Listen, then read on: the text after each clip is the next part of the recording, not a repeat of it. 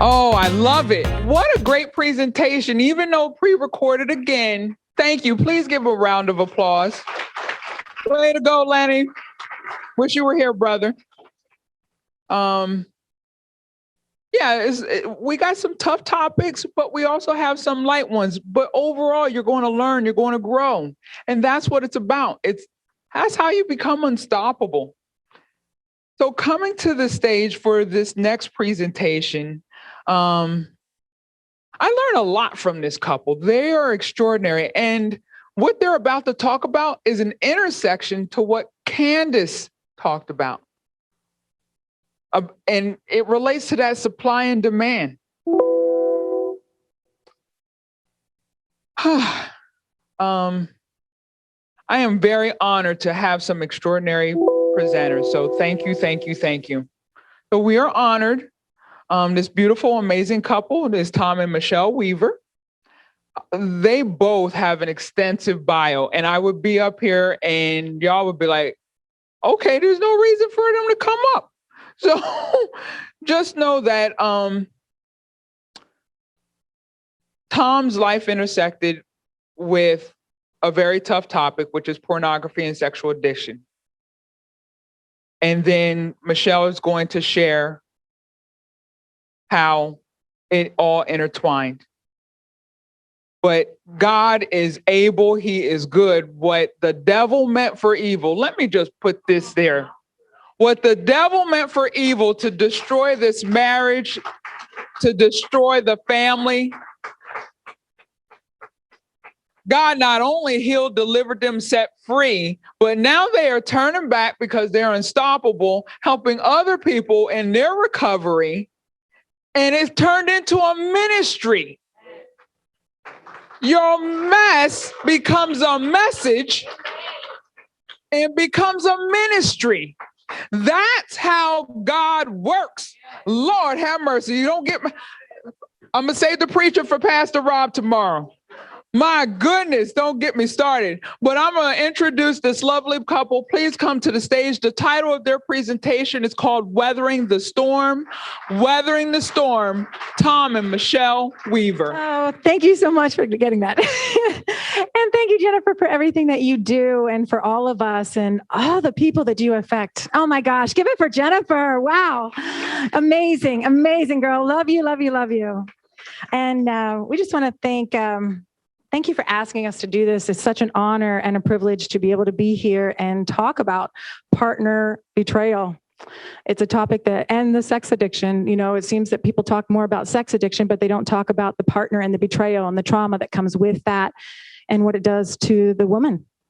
And we don't go much into the family part at all, but it affects everyone you know because it changes the partner's identity. They don't know who they are. And neither does the addict because of the way they're acting. They're just medicating a pain that goes far deep beyond that they could even imagine. So we'll jump right into our storm. Our story begins when Tom and I met after each of us had a failed marriage. My son was 5 years old and my stepdaughters were 5 and 7. They are now 28 and 30. We have one little granddaughter and another one on the way. Last weekend, we had so much fun doing a tasting at their venue with Kayla and John. They're getting married next June. There was about 150 other people there just enjoying the food and seeing what they want for their weddings the next year too. You could feel the love and excitement in the air. There were so many smiles, bright eyes, hopes, and dreams. I was that little girl with that princess dreams, just like my granddaughter and everyone else. It wasn't long ago that I asked Tom when he was little what he pictured of marriage.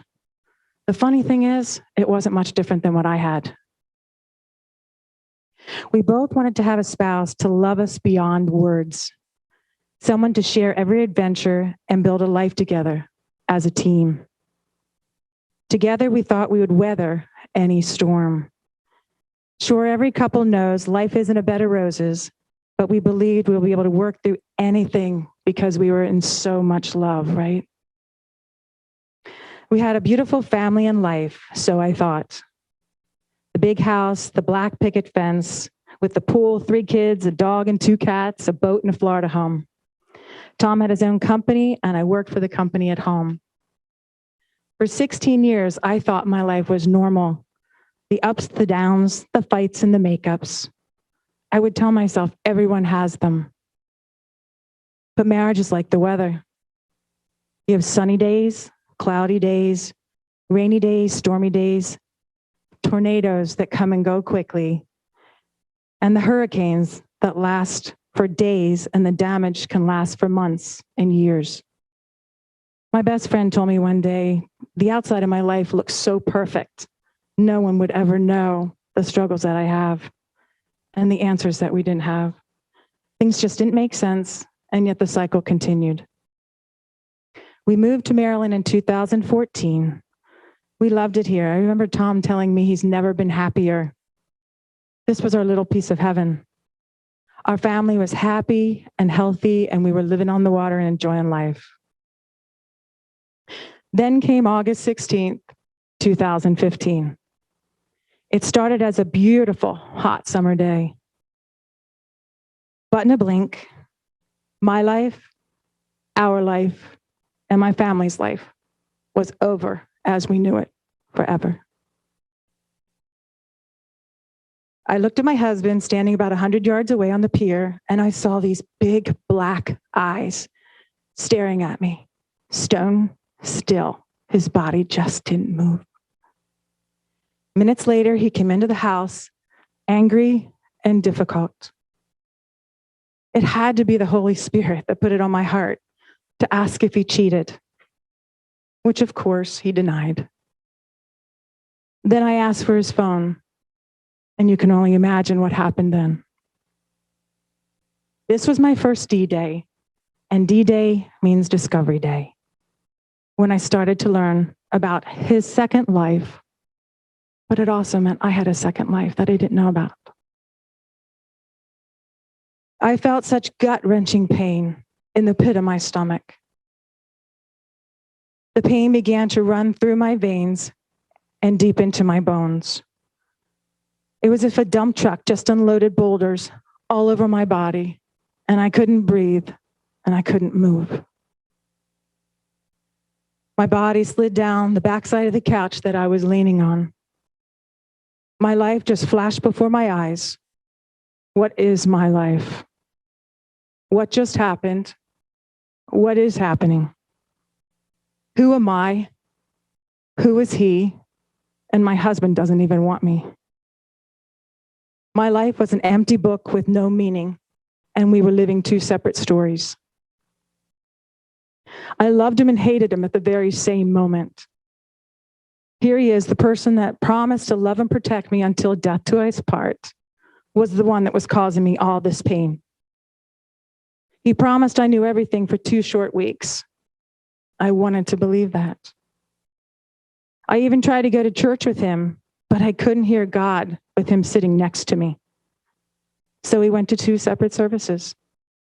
I needed to give myself permission to know what I needed and know that God is there for me, no matter what that looked like. It was so hard to accept and believe God was there for Tom as he was for me. Things got worse. I had wanted Tom's work computer, but he wouldn't bring it home. Yet he said there was nothing on it. Our pastor told him he needed to bring it home. And when he did, I opened Pandora's box. Pictures, videos, emails, conversations, websites. And for the next 4 weeks, I looked at that non-stop, dissecting everything I could. Our so-called friends and business associates all were part of this dark world with him. I was just a box in a warehouse with no face. I was like no others. I was different. I wasn't different. I only heard of PTSD, but I remember telling Tom, I feel like I have it. Later learning that 70% of the time, PTSD can happen with betrayal trauma. Betrayal trauma is real. You feel it everywhere in your body. Dr. Weiss says, I'll never forget this. There's the 2 worst things that a woman can experience. is obviously the loss of a child. And the second is partner betrayal. That's how real and brutal this is. This pain went right to my soul. I needed to be my own hero. If you have walked these shoes, you know what I'm talking about. And if you didn't walk in these shoes, you will know someone who did. A Christian counselor I went to told me that 93% of marriages like mine will not make it. And I asked her not to tell me that. I went back the next week. She said the same thing. So I never went back again. I wanted to run from this pain, of course, and leave Tom, but there was something holding me here.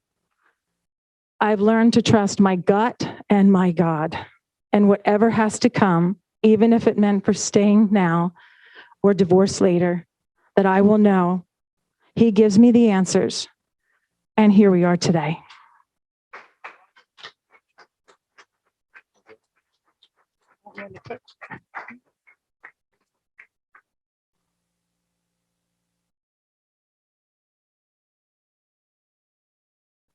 That's still tough to hear. And it's even harder to believe that was me. But it was, and like Michele said, we are here and we are living proof that you can survive from sex addiction and betrayal trauma. It's not easy. It's one day at a time.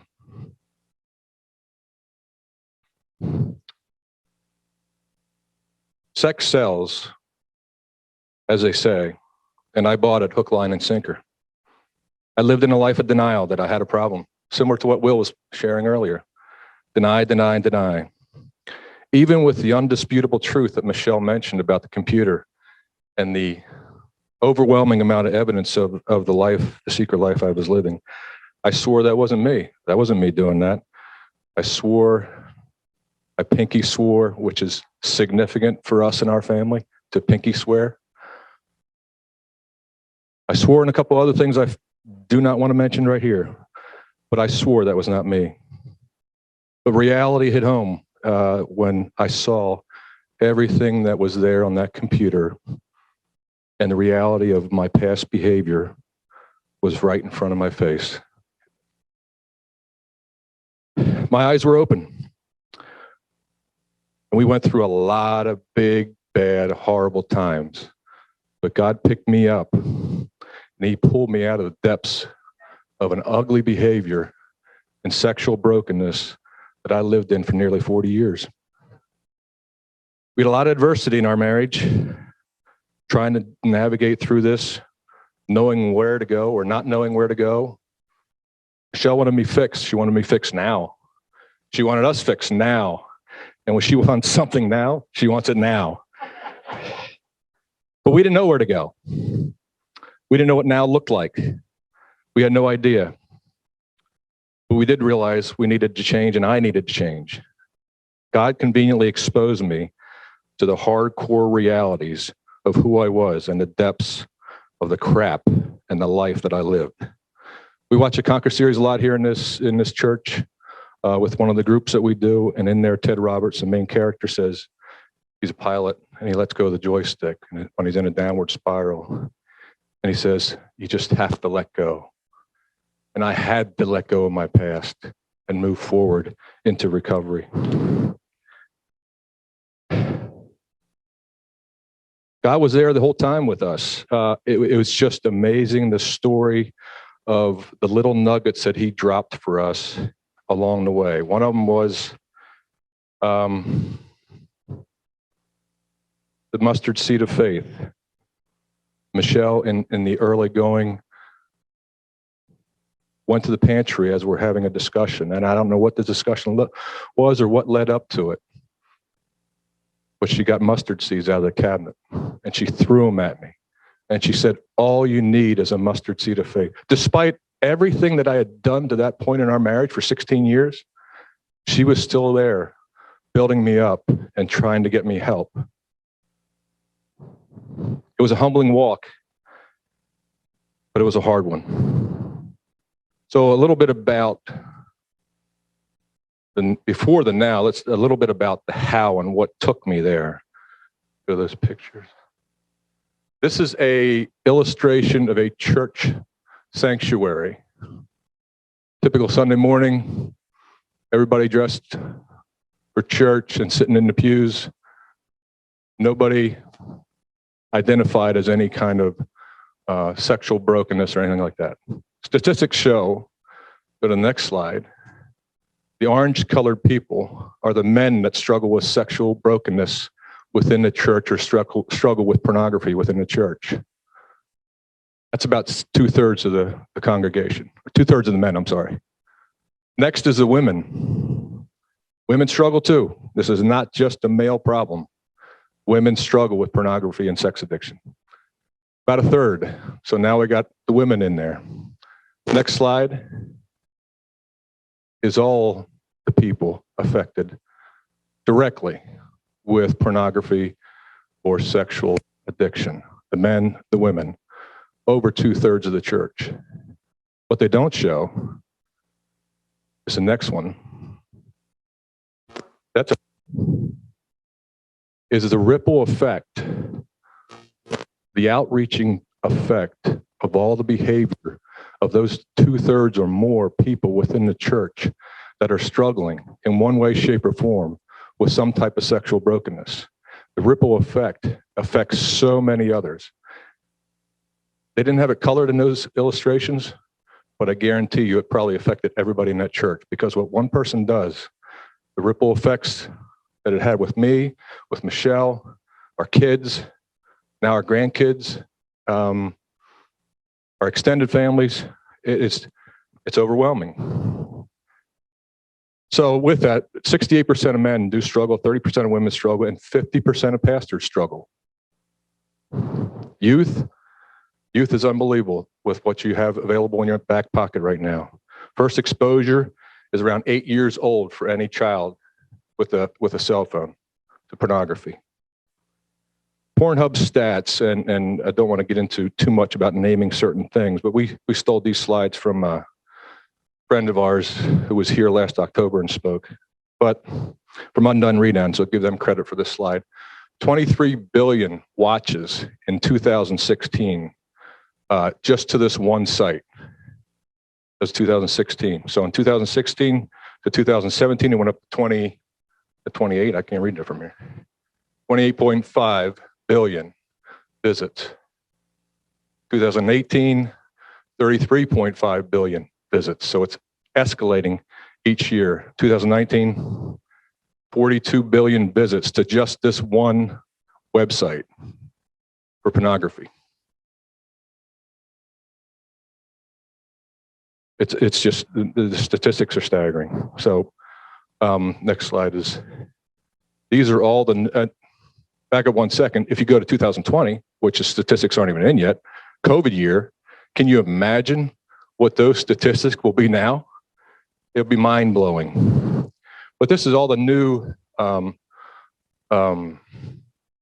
videos made in 2019 alone. There was 1.36 million, and it would take you 169 years to watch all of those just new in 2019 alone. So it's staggering. It is staggering. So going back to our adversity. Adversity is defined as difficulties and misfortune. I think we shared a little bit of those in our marriage.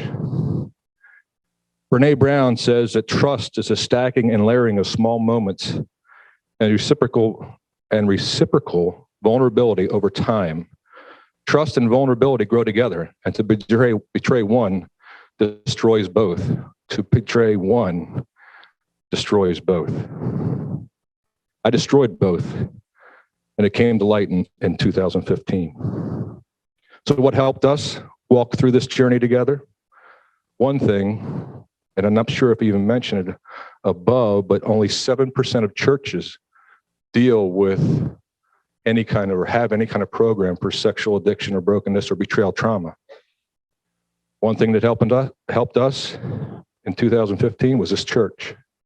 We were one of the 7%. We didn't specifically have a program here, but boy, did they open their arms up to us after only coming here 2 times. It was unbelievable, the support that we got from this church. So during our journey, we had an in-house separation, and I was down in the basement in an apartment that we now turned into an Airbnb apartment.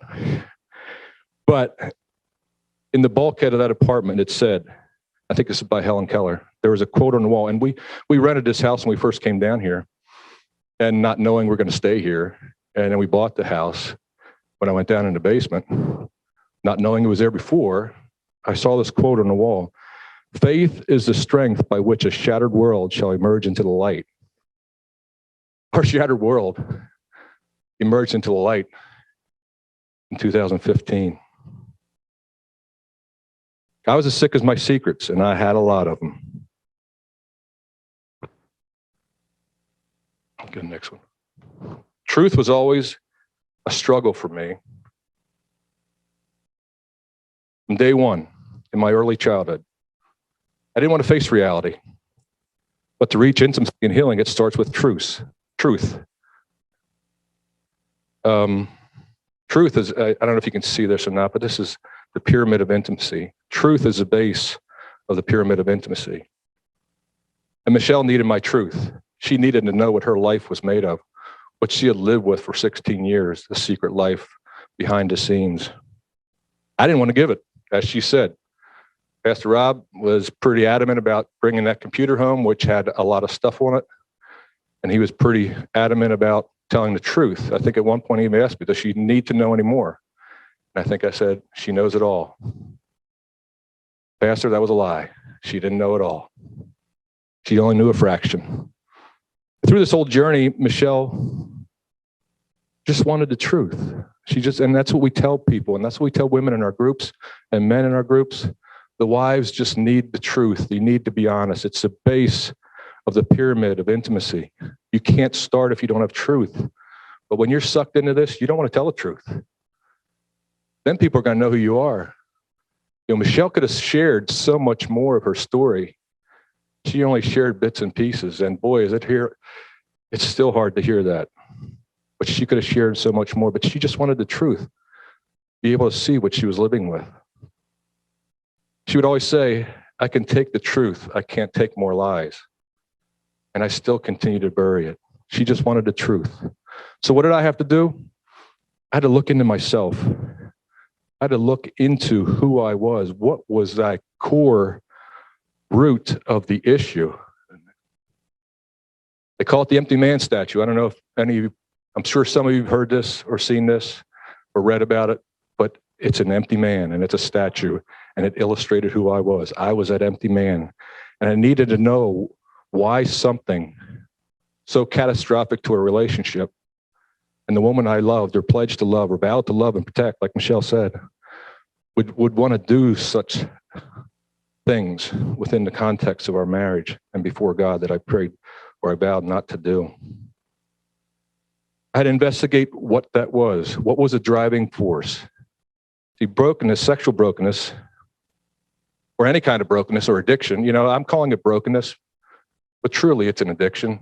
We passed the one slide on, and we have it back there on the table if you want to check it out, but the brain scan of a normal brain, a brain on heroin, and a brain on or a brain on porn, and see how it does destroy. So it is an addiction. But brokenness and any kind of brokenness behavior is only a solution to a bigger and deeper problem. It's something that I'm using to medicate for a deeper wound.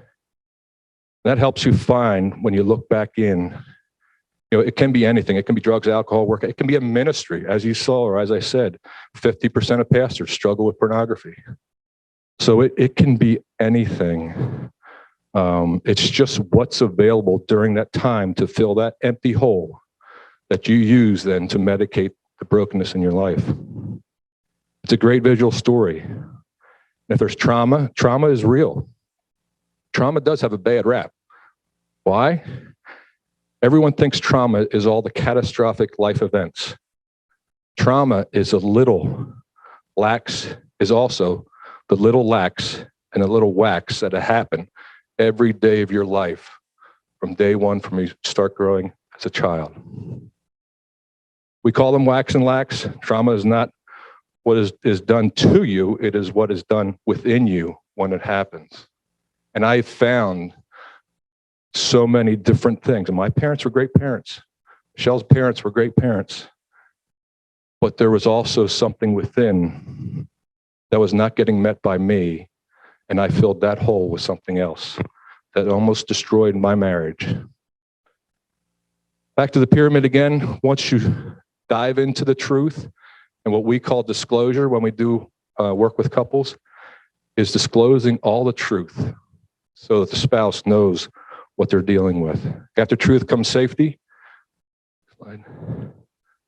After safety comes trust, then vulnerability, then intimacy. If you flip it around and try it the other way, you're only going to be teetering back and forth like a seesaw. And I tried that so many times. It didn't work. So without the triangle and without building it with trust first, you will never get safe. I mean, with truth first, you will never get safety. You will never get trust. You will never be vulnerable. And you will never feel the intimacy that you wanted. I don't know how much time we have left. Couple minutes? Okay. I'll wrap it up.